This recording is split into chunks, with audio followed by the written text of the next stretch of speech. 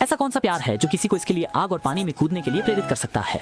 जब जहाज डूबने ही वाला था तो रोज सबके विरोध को नजरअंदाज करके खुद को खतरे में डालते हुए अपनी जान की परवाह किए बिना जैक को बचाने के लिए जहाज के अंदर भाग गई। वह निचले डेक पर हर कमरे में जाकर जैक का नाम पुकार रही थी। अंत में उसने एक कमरे के सबसे अंदर उसे पाया, लेकिन जैक के हाथ हथकड़ी से कसकर बंधे हुए थे और रोज ने कमरे के भीतर कोने कोने में चाबी खोजी, लेकिन कोई चाबी नहीं मिली। इसलिए उसने दूसरों पर उम्मीदें टिकाई। फिर वह तुरंत बाहर निकल गई। इस समय समुद्र का पानी पूरे निचले डेक में भर चुका था। इसके बाद वह पूरी ताकत से ऊपर के डेक की ओर चढ़ी और वहां दिख रहे हर व्यक्ति को जोर से पुकारा, लेकिन इस समय सभी कमरे पहले से ही खाली थे।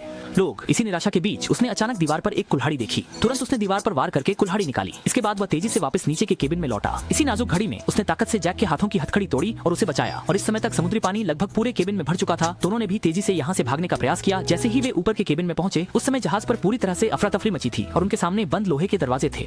जहाज पर केवल आधे यात्रियों को बचाने के लिए लाइफ बोट की संख्या पर्याप्त थी, जबकि निम्न श्रेणी के यात्रियों को केबिन के अंदर बंद कर दिया गया और उच्च श्रेणी के यात्रियों को पहले लाइफ बोट के लिए डेक पर प्रतीक्षा करने का अनुमति दी गई। इस समय मानव प्रकृति की अच्छाई और बुराइयां